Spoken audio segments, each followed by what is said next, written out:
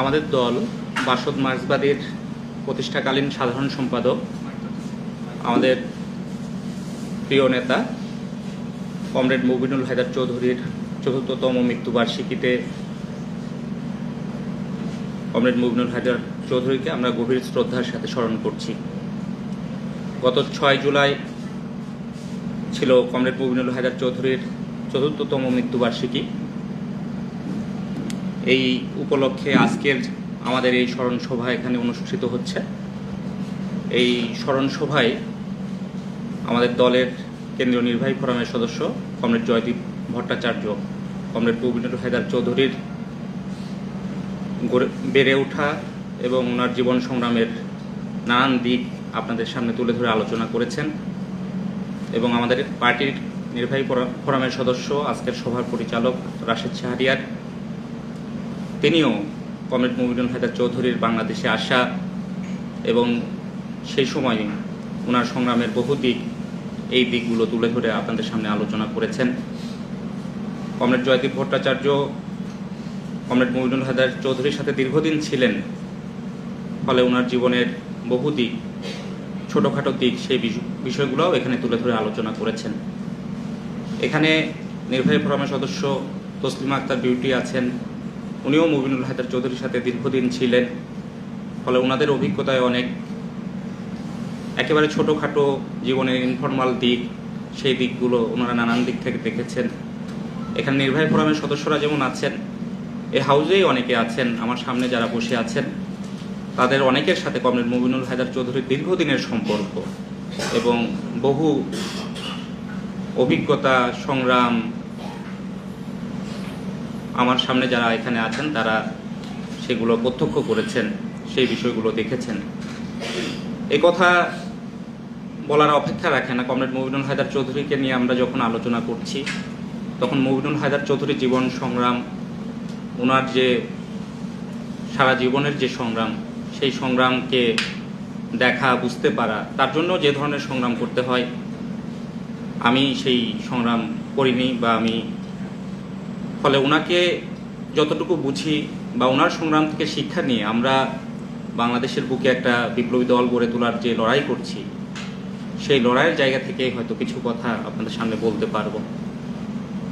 এই কথা তো ঠিক যে আমরা যখন কমরেড মুবিনুল হায়দার চৌধুরীর এই স্মরণ সভা করছি, মুবিনুল হায়দার চৌধুরীকে আমরা স্মরণ করছি, তখন সেই স্মরণ করার একটা তাৎপর্য, সেই স্মরণ করার একটা প্রয়োজনীয়তা এবং সেই স্মরণ করার একটা অনিবার্যতা আছে বলে কিন্তু মুবিনুল হায়দার চৌধুরীকে আমরা স্মরণ করছি।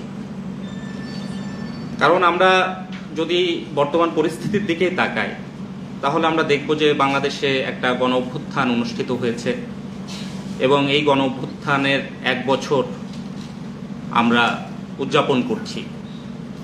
৫ই আগস্টে গণ অভ্যুত্থান দিবস হিসেবে পালিত হবে।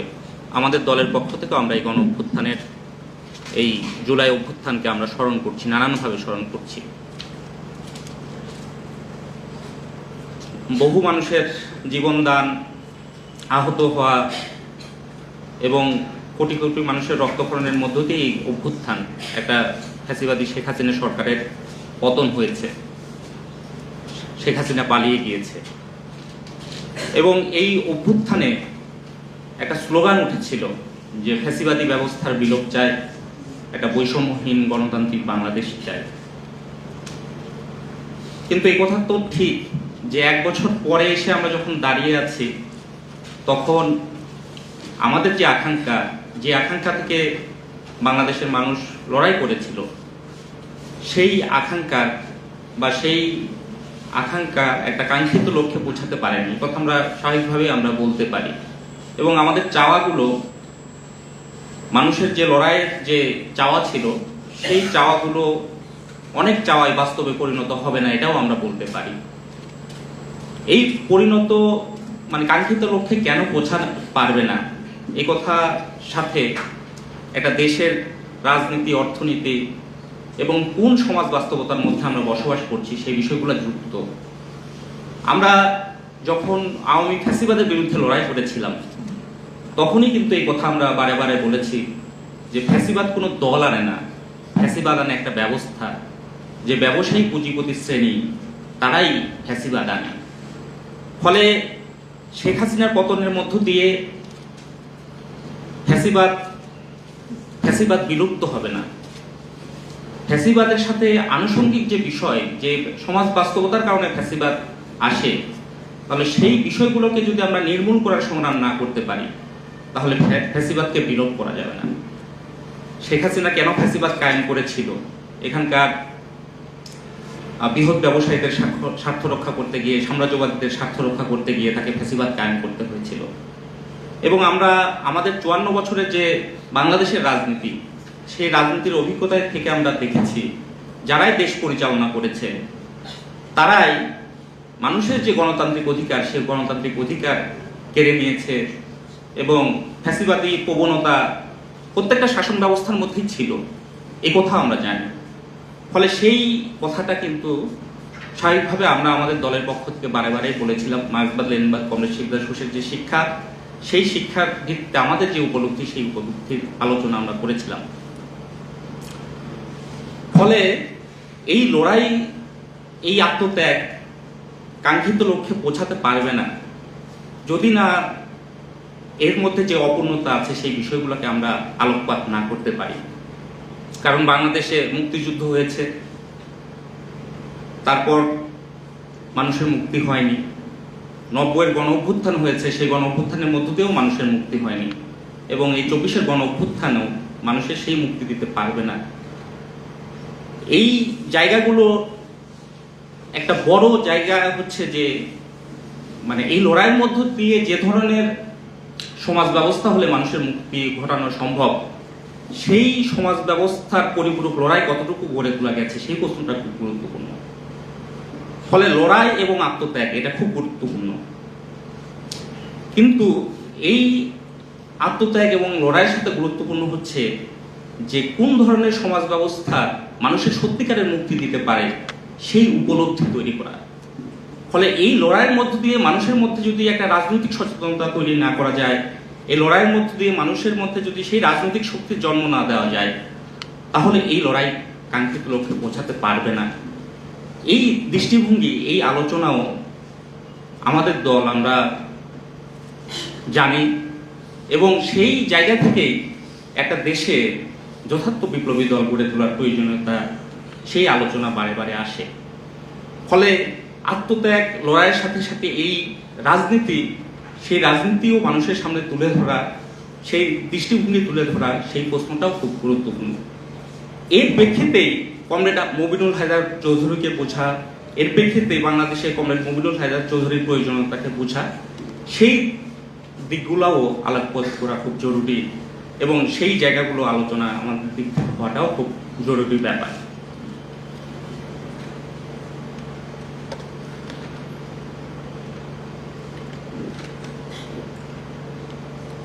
ফলে আমরা এটা বুঝি যে একটা বিপ্লবী দল গড়ে তোলা ছাড়া, বাংলাদেশের বুকে একটা যথেষ্ট বিপ্লবী দল গড়ে তোলা ছাড়া মানুষের এই মুক্তি সেটা সম্ভব না। এবং এই জায়গাগুলোকে যখন আমরা বুঝতে পারি, তখন আমরা বুঝি যে একটা বিপ্লবী দল বাংলাদেশে গড়ে তুলতে হবে। এবং এই গড়ে তোলার আকুতি কমরেড মবিনুল হায়দার চৌধুরীকে যিনি বাংলাদেশে পাঠিয়েছিলেন, কমরেড শিবদাস ঘোষ, এই আলোচনা এখানে এসেছে। এই আলোচনায় আমি বিস্তারিত যাব না। একটা যথার্থ বিপ্লবী দল গড়ে তোলার প্রয়োজনীয়তা এখানে এসেছিল মুক্তিযুদ্ধের পরেও, কারণ এখানে যে শ্রেণী ক্ষমতা এসেছিল তারা ওই পুঁজিপতি শ্রেণী, ব্যবসায়ী শ্রেণীর স্বার্থ রক্ষা করার দল ছিল। ফলে তারা এখানে বড় লোকদের স্বার্থ রক্ষা করবে, এখানে যথার্থ অর্থে মানুষের মুক্তি হবে না, এই প্রশ্ন কিন্তু সেদিনও এসেছিল।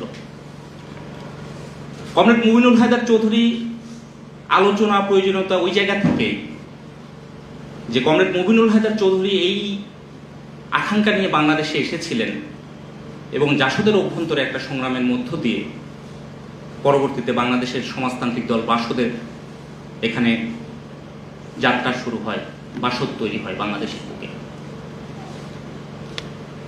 এবং এই দলটা গড়ে উঠেছিল এই আকাঙ্ক্ষা থেকে যে বাংলাদেশে সমাজকে যথার্থ অর্থে বিশ্লেষণ করতে পারা, তার নীতিগত পদ্ধতিগত সংগ্রামের জায়গাগুলোকে অ্যাড্রেস করতে পারা এবং একটা আদর্শগত কেন্দ্রিকতা দলের অভ্যন্তরে গড়ে তোলা, আদর্শগত কেন্দ্রিকতার ভিত্তিতে একটা বিপ্লবী দল গড়ে তোলার যে সংগ্রাম, সেই সংগ্রাম কমরেড মুবিনুল হায়দার চৌধুরী মার্ক্সবাদ লেনিনবাদ কমরেড শিবদাস ঘোষের শিক্ষার ভিত্তিতে বাংলাদেশের বুকে তার যাত্রা শুরু করেছিলেন। মহান আদর্শ বাংলাদেশে নিয়ে এসেছিলেন কমরেড মুবিনুল হায়দার চৌধুরী।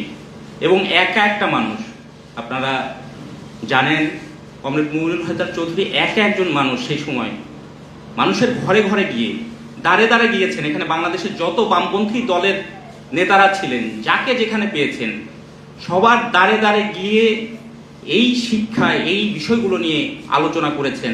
এবং যখন একজনকেও পেয়েছেন আগ্রহী, সেই মানুষটাকে এই আদর্শকে বোঝানোর ক্ষেত্রে, এই আদর্শ ধরানোর ক্ষেত্রে কি প্রাণপণ একটা প্রচেষ্টা ছিল। এবং সেই সময় স্বাভাবিকভাবে ওনার বাংলাদেশে একটা যে পরিস্থিতি ছিল, স্বাধীনতা পরবর্তী সময়ের পরিস্থিতি, একা একটা মানুষ, এখানে পরিচিত মানুষ নেই। এই যে এখানে একটা বস্তি ছিল, আপনারা হোটেল নিউ ইয়র্ক যেখানে আপনারা জানেন, সেই বস্তিতে উনি থাকতেন এবং সেই বস্তিতে থেকে বিভিন্নভাবে মানুষের সাথে যোগাযোগ করে এক এক করে এই আদর্শ মানুষের কাছে নিয়ে যাওয়ার চেষ্টা করেছেন, এই কাজটা করেছেন।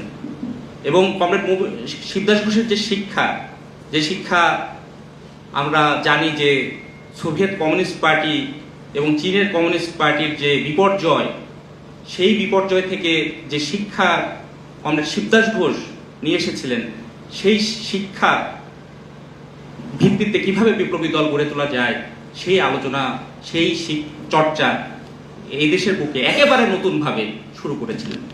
যার কারণে ওনার যেমন জীবনের ছোট ছোট দিক, একেবারে সেই বিষয়গুলো আপনারা শুনেছেন, এই বিষয়গুলো নিয়ে উনি দেখতেন।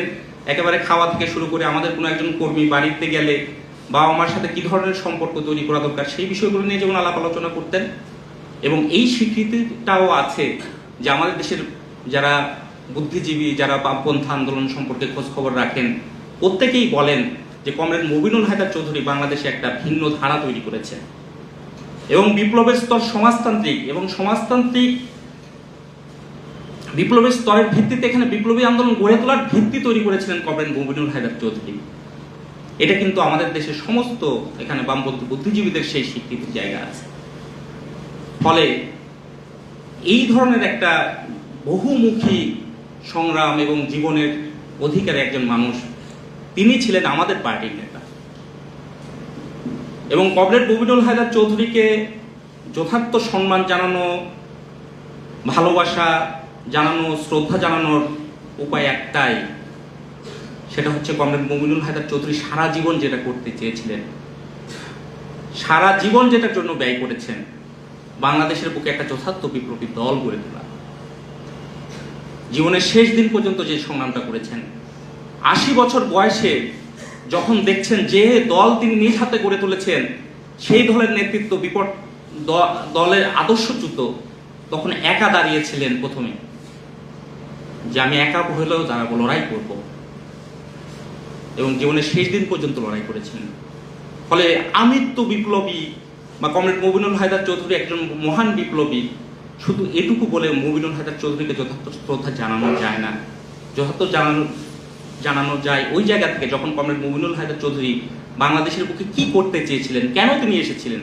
তিনি এসেছিলেন একটা বিপ্লবী দল গড়ে তোলার সংগ্রাম করতে, এবং উনি বাংলাদেশের সমাজতান্ত্রিক দল বাসদ মার্ক্সবাদী দল গড়ে তোলার সংগ্রাম করতে করতে তিনি মৃত্যুবরণ করেছিলেন।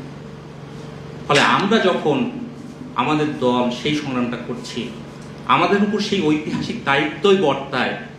আমাদের নিজেদের সংগ্রাম যাই হোক না কেন, যে মহান আদর্শের জন্য আমরা লড়াই করছি, সেই লড়াই আমরা যে করছি তার অঙ্গীকার ব্যক্ত করা। এই মানুষটা যে দলটা গড়ে তুলেছিলেন, সেই দল বাংলাদেশের বুকে আসলেই কি করছে, লক্ষ কোটি মানুষের মুক্তির জন্য যে দল এই দেশে যাত্রা শুরু করেছিলেন, তাহলে এখন আমরা কি করছি।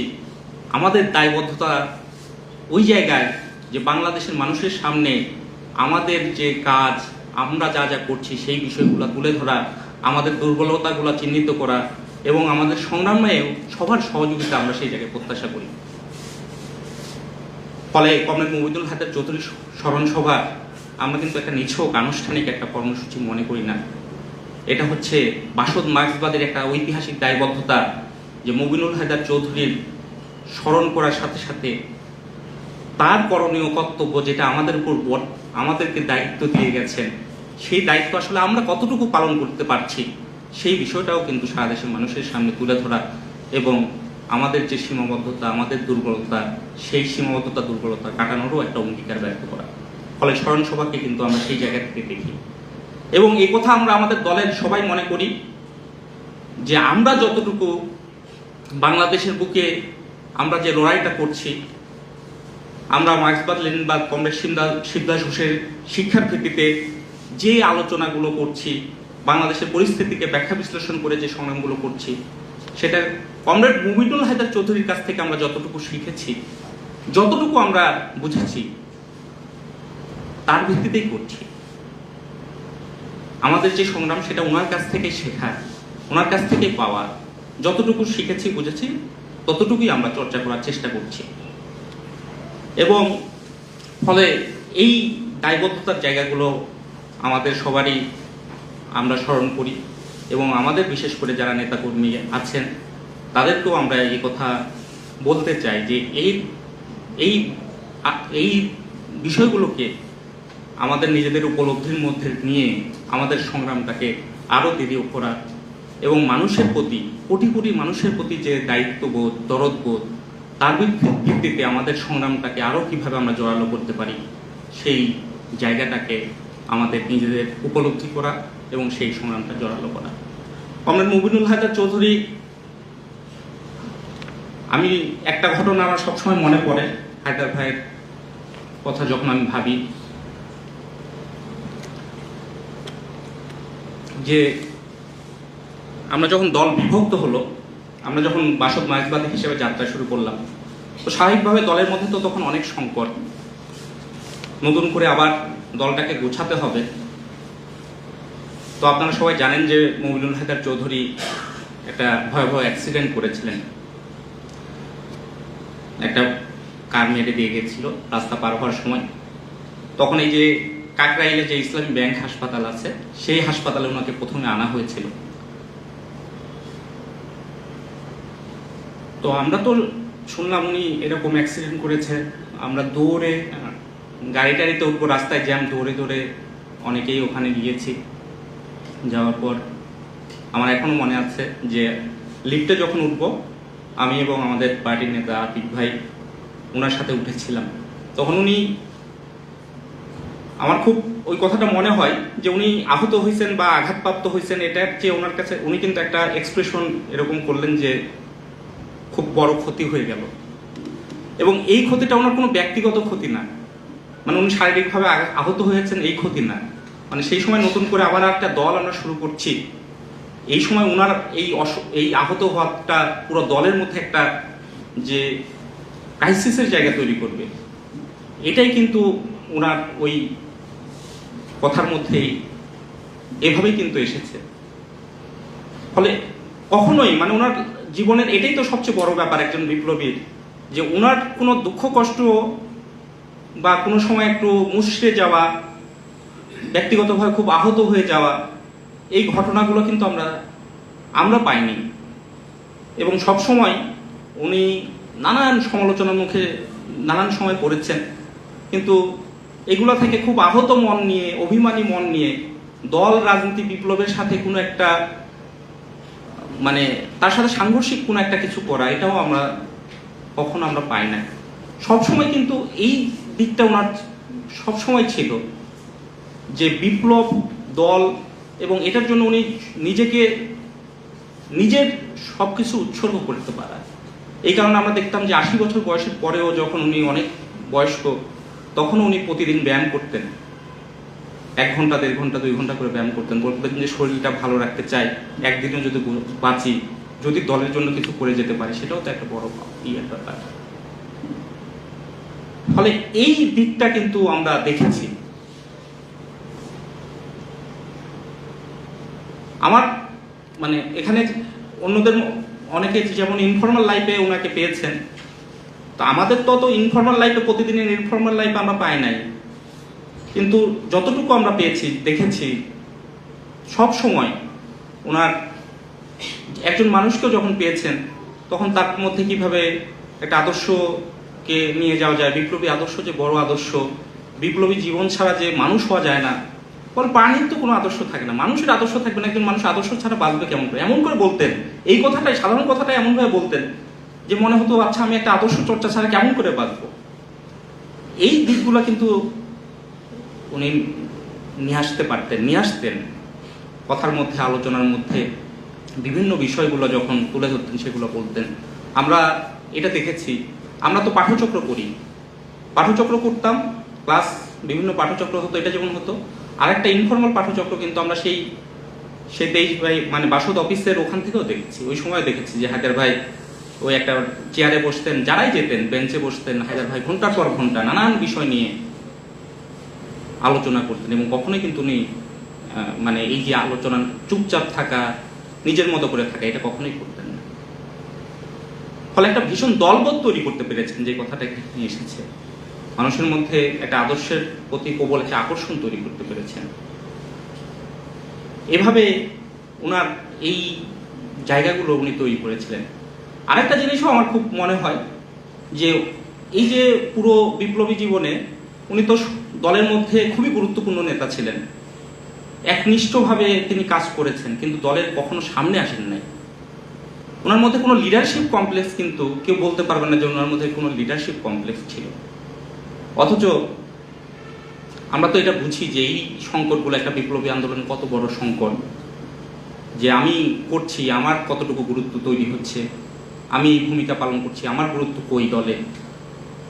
অথচ দলের জন্য এই ধরনের সংগ্রাম করে যাওয়া, দিনের পর দিন করতে পারা, এটা একটা বিপ্লবী দলের জন্য, একটা বিপ্লবী দল যদি গড়ে তুলতে হয় তাহলে এই সংগ্রাম যে কত বড় জরুরি, সেটা কিন্তু কমরেড মুমিনুল হায়দার চৌধুরীকে আমরা যদি দেখি তাহলে কিন্তু আমরা সেই বিষয়গুলো দেখতে পাই, সেই বিষয়গুলো আমরা বুঝতে পারি। ফলে কমরেড, আমরা আমাদের দল যখন, বিশেষ করে আমরা যখন দায়িত্ব নিয়েছিলাম, আমরা কিন্তু এই কথা বলেছিলাম যে আমাদের কমরেড মুমিনুল হায়দার চৌধুরী আমাদেরকে এই কথা শিখিয়েছিলেন যে সবার কাছ থেকে শিখবে, শেখার মন নিয়ে সবার সাথে মিশবে। আমরাও কিন্তু আমাদের এই দলের, বিশেষ করে এই সময়ের যাত্রাকালে আপনারা যদি দেখেন, আমরা কিন্তু এই সবার কাছে এই অ্যাপ্রোচ সবসময় রেখেছি যে আমাদের বিষয়ে আপনাদের যখনই কোনো বিষয় মনে হবে আমাদেরকে বলবেন, আমাদেরকে পরামর্শ দিবেন, আমাদের কোনো ভুল দেখলে সেগুলো বলবেন। এটা কিন্তু কমরেড মুমিনুল হায়দার চৌধুরী আমাদেরকে গল্প করতেন। কমরেড শিবদাস ঘোষের একটা কথা সবসময় বলতেন, যে কমরেড শিবদাস ঘোষ বলছেন যে কেউ যদি সবার কাছ থেকে শেখার মন নিয়ে মেশো, কেউ যদি ঘরও ঝাড়ু দেয় তাহলে ঝাড়ু দেওয়ারও দুইটা দিক দেখবে, কেউ কেউ ধুলা উড়িয়ে উড়িয়ে ঝাড়ু দিবে, আবার অনেকে গুছিয়ে ঝাড়ু দিবে, তো ওটাও তো শেখার আছে। তো আমরাও কিন্তু আমাদের দলের জায়গা থেকে এটা মনে করি যে আমাদের যে অভিজ্ঞতা, আমাদের যে সংগ্রাম, এই অভিজ্ঞতা এবং সংগ্রাম, সেটা আমরা জানি যে আমাদের বহু মানুষের সহযোগিতা, পরামর্শ এবং তাদের ভূমিকা ছাড়া এই সংগ্রামটাকে আমরা এগিয়ে নিয়ে যেতে পারবো না। এবং এই পরামর্শ সহযোগিতা কিন্তু আমাদেরকে অনেকে করেন এবং অনেকে আমাদেরকে দেখেনও। এইগুলা ছোট ছোট জিনিসই কিন্তু আমাদের বড় পাওয়া। আমরা জানি যে আমরা অনেক বড় সংগ্রাম এখনই গড়ে তোলার সেই জায়গায় নাই, কিন্তু ছোট ছোট যে সংগ্রাম করছি সেখানে যে আমরা ছোট ছোট আমাদের মানুষের মনের মধ্যে কিছুটা আমরা ছাপ ফেলতে পারছি, এটারও কিন্তু একটা বড় পাওয়া আছে। এনায়েতুল্লাহ কাশেম আপনারা অনেকেই চিনবেন। উনি পরশুদিন হায়দার ভাই যেদিন 6 জুলাইয়ের আগের দিন 5 তারিখে ওনার সাথে কথা হচ্ছিল, বললো বাসদ মার্ক্সবাদীকে আমি লক্ষ্য করি, কারণ বাসদ মার্ক্সবাদী হায়দার ভাই যে পার্টি রেখে গেছে সেই পার্টির মানুষজন কি করছে সেটা কিন্তু আমি সবসময় খোঁজ খবর নিই। এমনকি রংপুরেরও কোনো একটা ছেলে যদি দেখি বাসদ মার্ক্সবাদী করে তাহলে আমি খেয়াল করি। এবং আমি খুব আনন্দিত যে বাসদ মার্ক্সবাদীর যে কার্যক্রম দেখছি সেটাতে আমি আনন্দিত যে ছেলে মেয়েরা হায়দার ভাইয়ের যে শিক্ষা, আমার মনে হচ্ছে সেই শিক্ষার চর্চা তাদের মধ্যে আছে। তো এটা তো আমাদের জন্য একটা বড় পাওয়া, এবং আমরা এটা চাইও যে আমাদেরকে যারা দেখছে, অনেক মানুষ দেখছে, অনেক মানুষের ভালোবাসা নিয়েই কিন্তু আমরা চলছি। এবং না হলে এই পথ চলা কিন্তু আমাদের জন্য সহজ ছিল না। এই সংগ্রামে একটা জটিল সংগ্রাম এবং একটা বিপ্লবী দল গড়ে তোলা কত কঠিন সেটা তো আমরা একভাবে তো বুঝি। আমরা শিবদাস ঘোষের শিক্ষায় তো আমরা সেগুলো পাই। কিভাবে লেনিন স্ট্যালিনের হাতে গড়ে তোলা পার্টি সোভিয়েত কমিউনিস্ট পার্টি বিপর্যিত হয়ে পড়ল। স্ট্যালিনের যারা ডান হাত বাম হাত ছিলেন সেই মানুষরা স্ট্যালিনের সাথে বিশ্বাসঘাতকতা করলেন, পুরো কমিউনিস্ট আন্দোলনের সাথে বিশ্বাসঘাতকতা করলেন। স্ট্যালিন বুঝেছিলেন, তার বিংশতি কংগ্রেসের রিপোর্টে সেগুলো বিষয়ে আলোচনা আছে, যে দলের মধ্যে কিভাবে বুর্জোয়া ভাইসেস ঢুকছে, কিভাবে নানান ধরনের প্রবণতা তৈরি হচ্ছে, এই বিষয়গুলো নিয়ে সতর্কতা কথাও বলেছিলেন। কিন্তু শেষ পর্যন্ত তিনি সেই সংগ্রামটা করতে পারেননি, বিপর্যয় হলো। তো মহান মাও সেতুং তার যারা এরকম একটা মহান বিপ্লব করলেন, সেই মহান মাও সেতুং চীনের যখন চীনকে গড়ে তুলছেন, সেই চীনের পার্টির তার যারা ডান হাত বাম হাত ছিলেন লিউ শাওচিরা, তারা এরকম যখন শোধনবাদী হয়ে যাচ্ছে তখন সাংস্কৃতিক বিপ্লবের ডাক দিলেন, যেটাকে শিবদাস ঘোষ বলেছেন যে একটা বিশাল ম্যাগনিফিসেন্ট ওয়ার্ড। সেই চীনের সাংস্কৃতিক বিপ্লব করেও চীনকে ঠেকাতে পারলেন না। তাহলে আজকের দিনে তখন বুর্জোয়া ব্যক্তিবাদ তাও ছিল একটা, তাদের একটা প্রোগ্রেসিভ ভূমিকা ছিল, প্রগতিশীল ভূমিকা ছিল।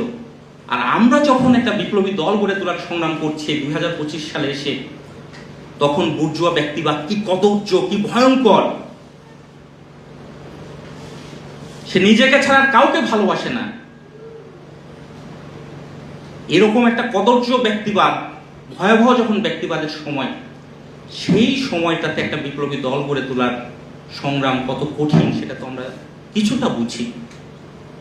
এবং কমরেড মমিনুল হাজার চৌধুরীর মতো নেতার অনুপস্থিতিতে প্রতি মুহূর্তে আমরা জানি যে প্রতিযোগিতার মানসিকতা, ইমপ্রেশন নেওয়া, কে কাকে আমি করছি, আমার গুরুত্ব কোথায় দলে, এ ধরনের নানান প্রবণতা, এই ধরনের প্রবণতা যখন আছে তখন তার বিরুদ্ধে একটা সংগ্রাম করে একটা বিপ্লবী দল গড়ে তোলার সংগ্রাম অত্যন্ত কঠিন। এবং আমাদের মতো দলের মধ্যে যখন এখনো পর্যন্ত আমরা একটা আদর্শ কেন্দ্রিকতা একটা স্তর আমরা তৈরি করতে পারিনি, কিন্তু ফলে সেই সংগ্রাম আমরা করার চেষ্টা করছি এবং সেই সংগ্রামে কিন্তু আমরা বহু মানুষের সহযোগিতা পাচ্ছি এবং সেই মানুষদের সহযোগিতা, ভালোবাসা, সেটা আমাদের জন্য একটা বড় শক্তি। এবং এটা আমরা নিশ্চিত করে জানি যে কমরেড মমিনুল হায়দার চৌধুরীর যে সংগ্রাম, সেই সংগ্রাম, তার যে জীবন, বহু যুবক তরুণদেরকে তিনি যে আকৃষ্ট করতে পেরেছিলেন, ঘর ছেড়ে এভাবে বিপ্লবী জীবনের জন্য উৎসর্গ করতে পেরেছিলেন, বিপ্লবী জীবনের চেয়ে মহৎ জীবন নেই, বড় জীবন নেই, এই চেতনায় উদ্বুদ্ধ করতে পেরেছিলেন।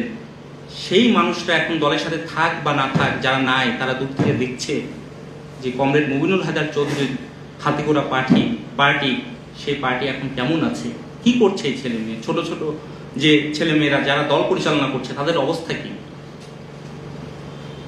ফলে আমাদের সেই দায়বদ্ধতা নিয়ে সেই জায়গা থেকে আমরাও সেই সংগ্রাম পরিচালনা করার চেষ্টা করছি এবং সেই সংগ্রাম আমরা মার্ক্সবাদ লেনিনবাদ কমরেড শিবদাস ঘোষের শিক্ষার ভিত্তিতে আমরা পরিচালনা করছি।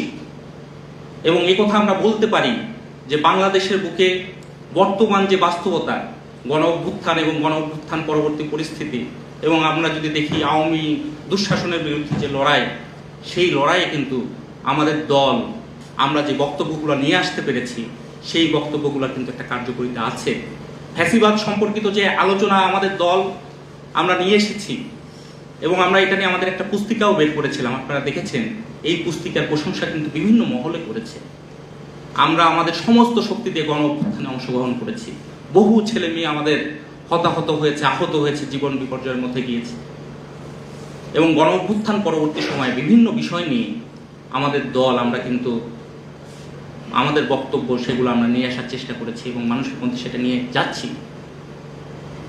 যার কারণে কমরেড মমিনুল হায়দার মতো নেতার অনুপস্থিতিতে, এত বড় চরিত্র, তার অনুপস্থিতিতে কিন্তু উনার শিক্ষা আমরা যতটুকু চর্চা করতে পারছি, বহু ছেলে মেয়ে এখনো কিন্তু আমাদের দলে আসছে, সার্বক্ষণিক রাজনীতির জন্য আসছে, জীবন উৎসর্গ করার জন্য আসছে।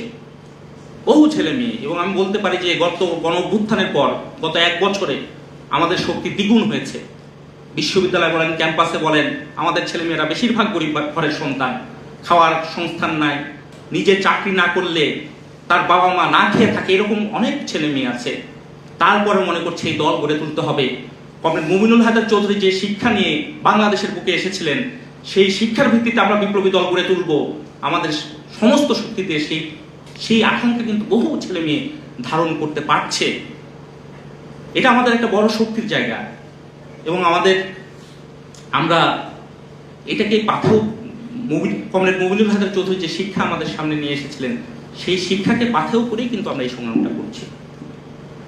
ফলে বাংলাদেশের বুকে কমরেড মুমিনুল হায়দার চৌধুরী আছেন, এবং কমরেড মুমিনুল হায়দার চৌধুরীর সেই সংগ্রাম, সেই শিক্ষা নিয়ে বাংলাদেশের বুকে এখনো একটা বিপ্লবী দল গড়ে ওঠার সেই সংগ্রাম করছে।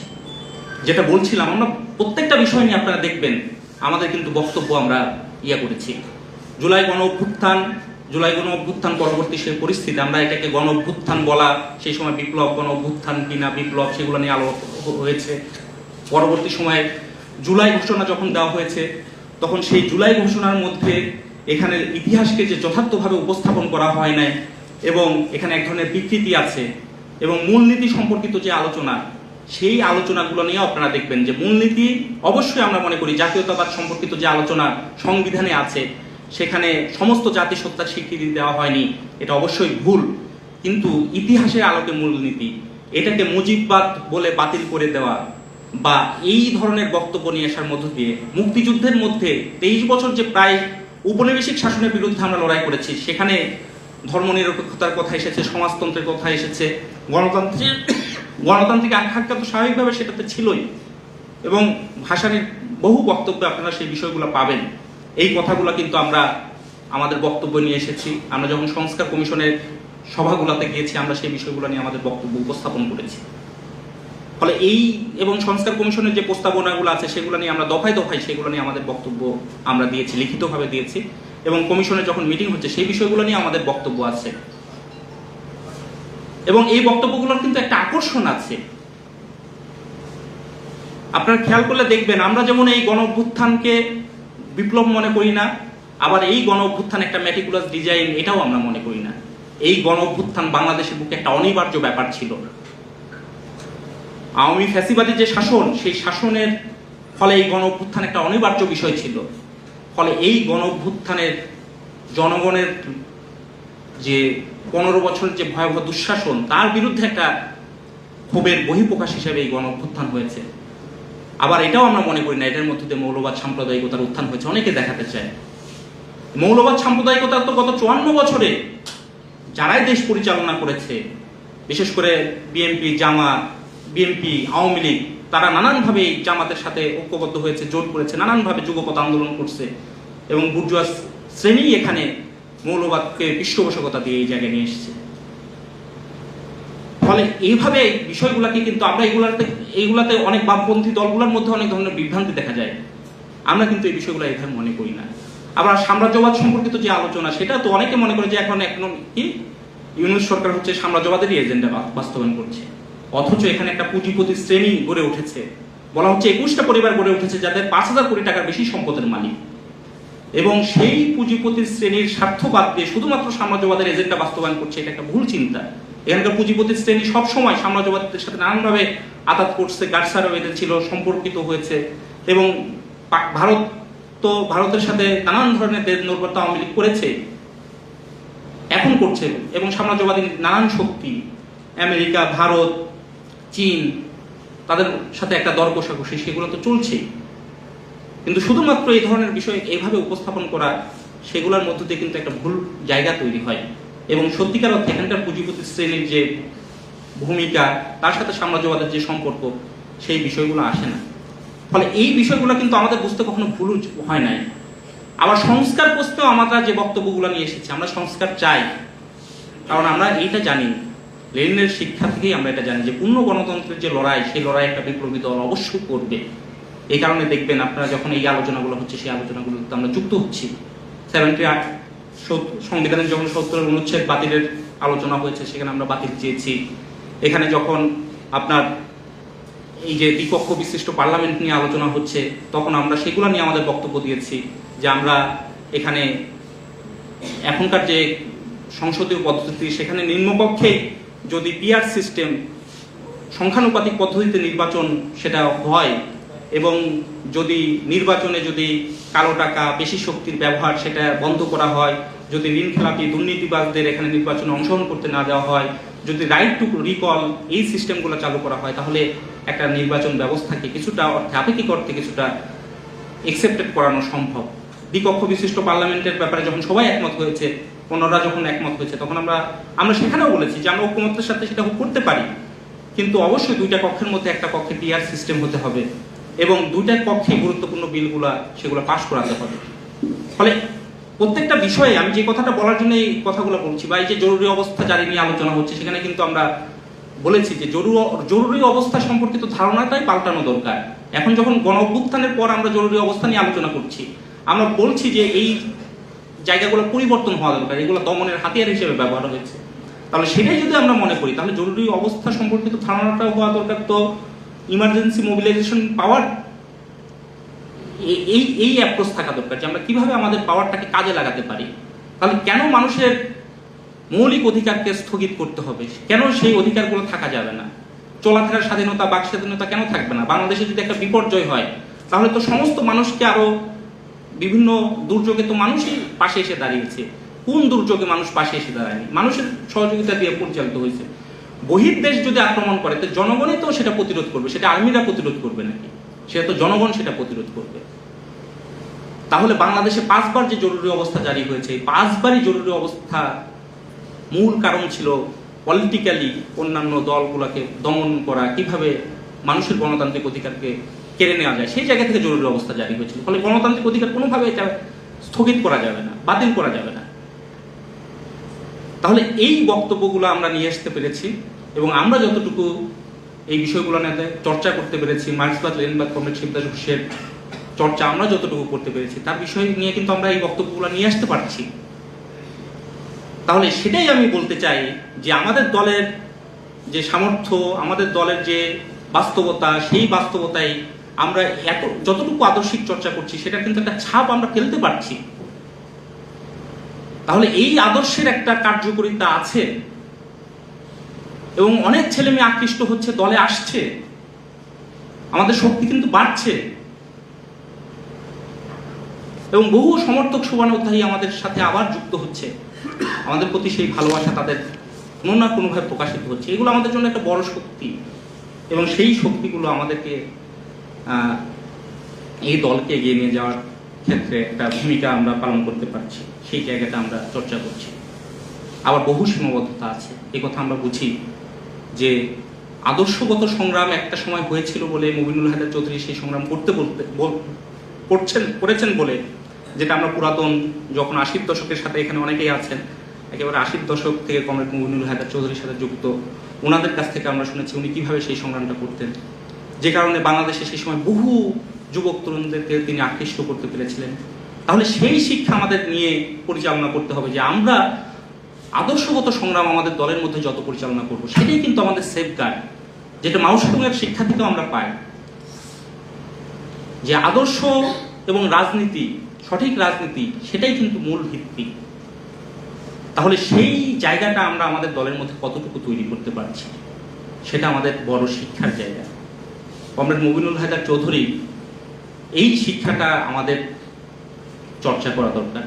কমরেড মুবিনুল হায়দার চৌধুরী নেতা কর্মীদের সম্পর্ক, ভালোবাসা তৈরি করার ক্ষেত্রে খুব গুরুত্বপূর্ণ ভূমিকা রেখেছেন। স্নেহ, ভালোবাসার চর্চা করতেন, কমরেডদের বিভিন্ন বিষয়ে খোঁজ খবর নেওয়া, সেই কাজগুলো উনি করতেন এবং দরদবোধ, ভীষণ দরদবোধ, মানুষের প্রতি দরদবোধ, নেতাকর্মীদের প্রতি দরদবোধ, এগুলোও কিন্তু বিপ্লবী রাজনীতির একটা বড় শক্তি। কমরেড শিবদাস ঘোষের ওই শিক্ষার কথা বারবার বলতেন, যে কমরেড শিবদাস ঘোষ বলেছিলেন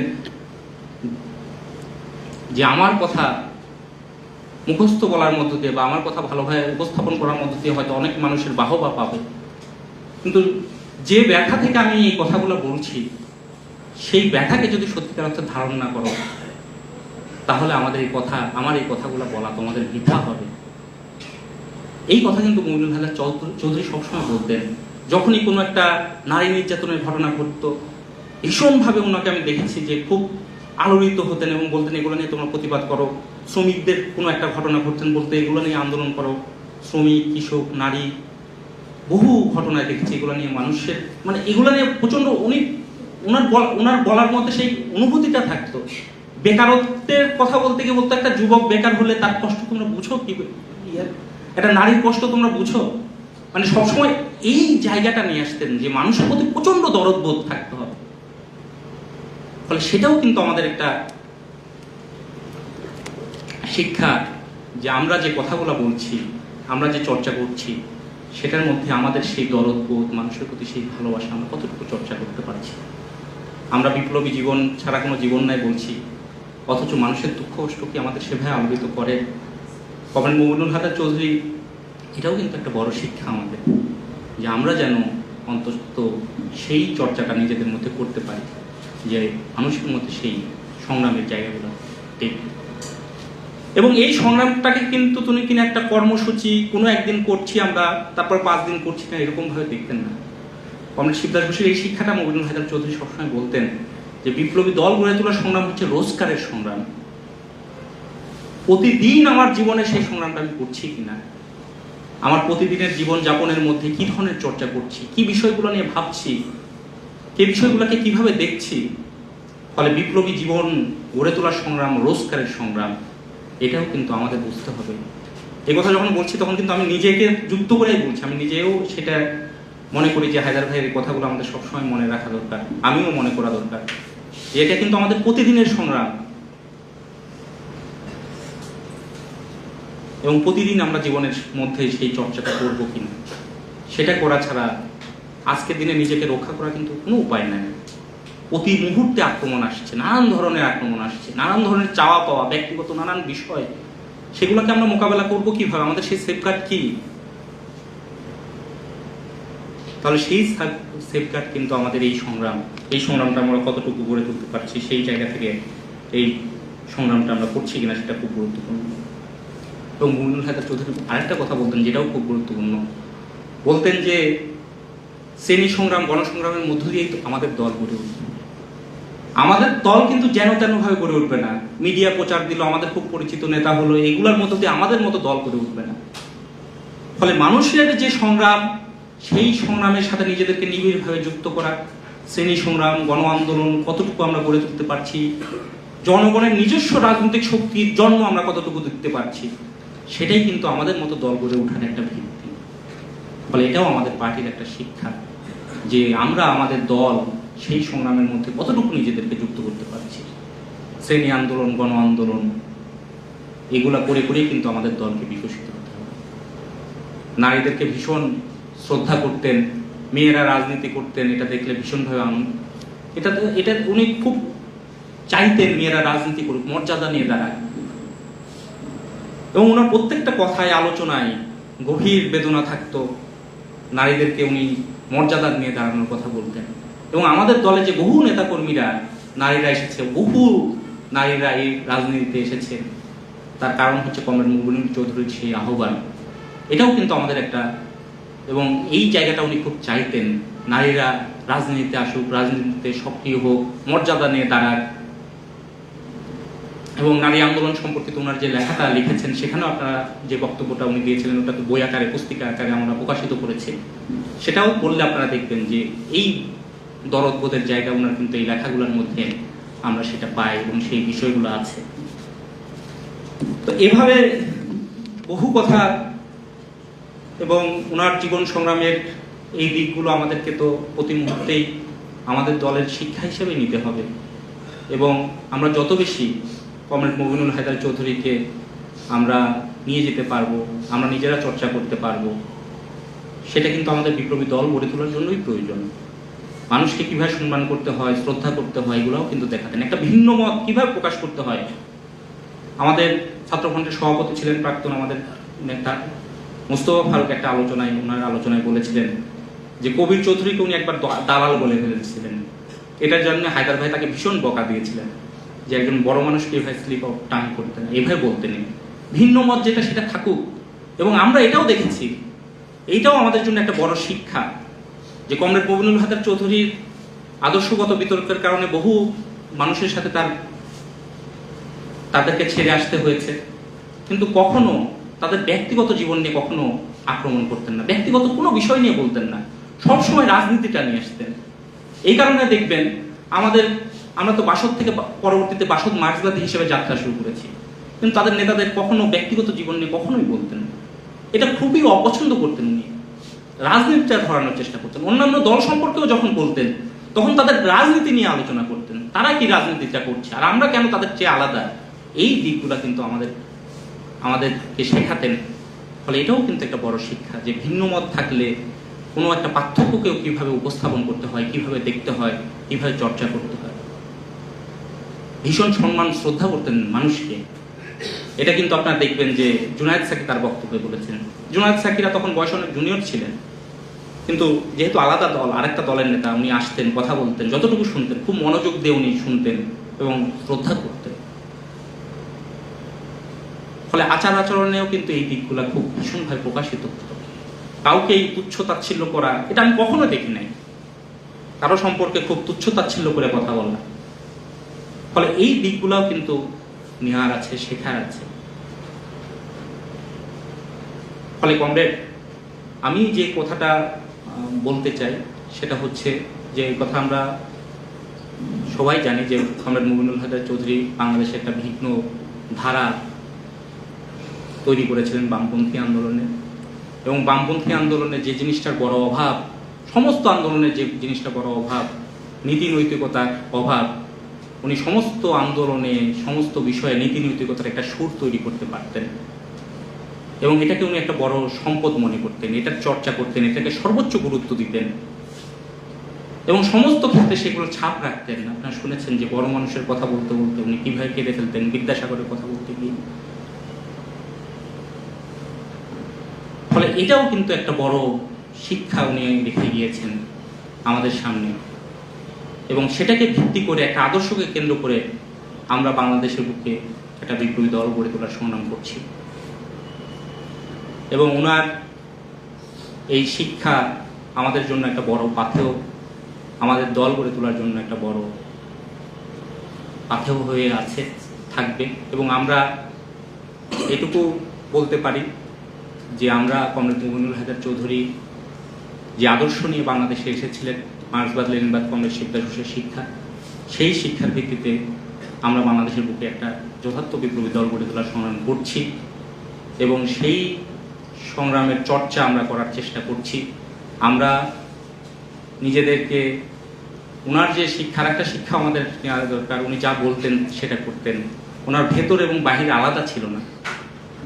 ফলে সেই শিক্ষাও আমাদের নেওয়া দরকার, আমরা যা বলছি আমাদের জীবনে তার চর্চা করছি। ফলে সেই চর্চা, সেই শিক্ষা নিয়ে আমাদের দলকে আমরা পরিচালনা করব। আমরা এখানে যারা আছেন তাদের সবার কাছে আহ্বান জানাই যে আমরা যারা এই দলের এখন নেতৃত্বে আছি তারা বেশিরভাগই যে জীবন থেকে এসেছি, বিশ্ববিদ্যালয়ের বেশিরভাগ বিশ্ববিদ্যালয়ের জীবন থেকে আমরা এই পরবর্তীতে দলের নেতৃত্বে আসা, এই ফলে আমাদের মধ্যে অনেক ধরনের পেটি বুর্জোয়া মনোভাব, মানসিকতা, হাম্বরা ভাব, এই বিষয়গুলো নানান কিছু থাকতে পারে। আপনারা সেই বিষয়গুলো দেখবেন, আমাদের ভুল থাকলে সেই ভুলগুলো ধরিয়ে দিবেন। আমরা আমাদের সংগ্রামটা করতে চাই, সেই সংগ্রামে আমরা সবার সহযোগিতা চাই, সবার পরামর্শ চাই, এবং সবার পরামর্শ সহযোগিতা নিয়ে আমরা এই আদর্শকে ভিত্তি করে অবশ্যই বাংলাদেশের বুকে একটা যথার্থ বিপ্লবী দল গড়ে তুলব। এটা আমাদের একটা ঐতিহাসিক দায়িত্ব। কমরেড মুবিনুল হায়দার চৌধুরী আমাদের উপর যে দায়িত্ব দিয়ে গেছেন, এই দায়িত্ব বাংলাদেশের বুকে আমরা অবশ্যই পালন করতে চাই, কারণ এটা আমরা বুঝি এই জুলাই অভ্যুত্থান আমাদের সেই শিক্ষা আবারও নতুন করে দেখিয়ে দিয়েছে যে যথার্থ একটা বিপ্লবী দল যদি গড়ে তোলা না যায়, সত্যিকার অর্থে লক্ষ কোটি মানুষের বেদনাকে ধারণ করে তাদের জনগণের যে লড়াই, জনগণের রাজনৈতিক শক্তির যদি জন্ম না দেওয়া যায়, তাহলে মানুষের মুক্তি কোনোভাবেই সম্ভব নয়। আজকের যে সংকটগুলো দেখছেন, সেই সংকটগুলা বারে বারে সেই সংকটগুলো তৈরি হবে, এবং সেই সংকটগুলো তারা কিছুটা মীমাংসাও করার চেষ্টা করবে। বুর্জোয়ারা এখন নির্বাচন হবে কি হবে না, সংস্কার হবে কি হবে না, সেই বিষয়গুলো নিয়ে তাদের আলাপ আলোচনা চলছে। তারা একদল মনে করছে যে কিছু সংস্কার হওয়া দরকার, কিছু সংস্কার না হলে তো আবার একই রকম অবস্থা তৈরি হবে। আবার আরেক দল মনে করছে যে না, এই সংস্কার হলে তাহলে এখনকার অবস্থায় তো আরেকটা সম্ভব না, এখন তো আমাদেরকে মানে এই যে এত কিছু, এত স্পেস দিয়ে আমরা যদি সাংবিধানিক নিয়োগ কমিটি করি, আমরা যদি নির্বাহী বিভাগের ক্ষমতা কমাই, তাহলে নির্বাহী বিভাগের ক্ষমতা কমালে তো আজকে সেন্ট্রালাইজেশন করা সম্ভব না। ফলে নির্বাহী বিভাগকে সমস্ত ক্ষমতা দিতে হবে, কর্তৃত্ব দিতে হবে, যাতে তারা তাদের মতো করে যে কোনো এক্সারসাইজ করতে পারে। না হলে তারা কিভাবে রাষ্ট্র পরিচালনা করবে? ফলে আজকে পুঁজিবাদী ব্যবস্থা এসে যে জায়গায় এসে দাঁড়িয়েছে, এটা আমরা জানি যে পুঁজির যে কেন্দ্রীকরণ, সেন্ট্রালাইজেশন দাঁড়িয়েছে। ফলে আজকের দিনে পুঁজিবাদী ব্যবস্থা তার সেন্ট্রালাইজেশন শাসন ছাড়া ডিসেন্ট্রালাইজেশন তার পক্ষে কোনোভাবে সম্ভব না। ফলে ডিসেন্ট্রালাইজেশনের আলোচনা চলছে, এখানে কিভাবে বিচার বিভাগকে স্বাধীন করা যায়, কিভাবে এখানে আইন বিভাগকে স্বাধীন রাখা যায়, কিন্তু এই আলোচনাকে কার্যকর জায়গায় নিয়ে যাওয়া যাচ্ছে না। তার একটা বড় কারণ হচ্ছে ওই ডিসেন্ট্রালাইজেশন আজকের যুগে আর সম্ভব না। ফলে সারা বিশ্বে সেই সংকট আছে, আমাদের দেশে সেই সংকট ভয়াবহভাবে আছে। ফলে সত্যিকার অর্থে আমরা যেমন ডিসেন্ট্রালাইজেশন চাইবো, সংস্কার চাইবো, সংস্কারের জন্য আমাদের কথাবার্তা বলতে হবে, তার পাশাপাশি জনগণের যে লড়াই, সেই লড়াই আমাদের গড়ে তুলতে হবে, গণ আন্দোলন, শ্রেণী আন্দোলন গড়ে তুলতে হবে। এবং সত্যিকার অর্থে মার্ক্সবাদ, লেনিনবাদ, কমরেড শিবদাস ঘোষের শিক্ষার ভিত্তিতে বাংলাদেশের বুকে একটা যথার্থ বিপ্লবী দল গড়ে তোলার যে সংগ্রাম করছি, সেই সংগ্রামকে আরও তীব্র করতে হবে, আদর্শগত সংগ্রামকে আরও তীব্র করতে হবে। এবং কমরেড মুবিনুল হায়দার চৌধুরী সেক্ষেত্রে আমাদের সবসময় অনুপ্রেরণা যোগাবেন। এই কথা বলে সবাইকে ধন্যবাদ জানিয়ে আমাদের আজকের আলোচনার পর্বের কাজ আমরা এখানে শেষ করছি। এখন কমিউনিস্ট ইন্টারন্যাশনালের মাধ্যমে আজকের স্মরণ সভার আয়োজন এখানে শেষ হবে।